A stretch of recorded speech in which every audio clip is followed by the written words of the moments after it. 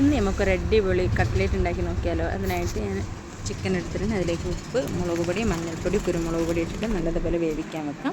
അത് വെന്ത് വരുന്ന സമയത്തേക്ക് നമുക്ക് അതിനുള്ള കൂട്ട് തയ്യാറാക്കണം.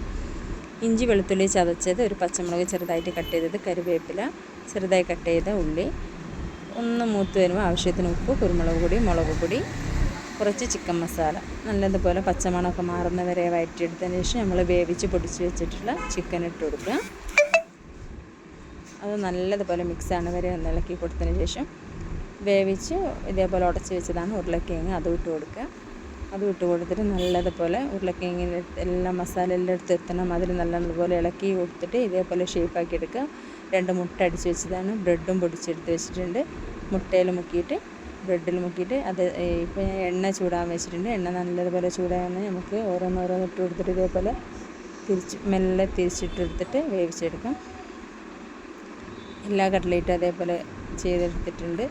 നല്ല ടേസ്റ്റാണ്. ഇത് കഴിക്കാൻ എളുപ്പത്തിലാവുകയും ചെയ്യും. എല്ലാവരും ഉണ്ടാക്കി നോക്കുക, എങ്ങനെയുണ്ടെന്ന് പറയാം.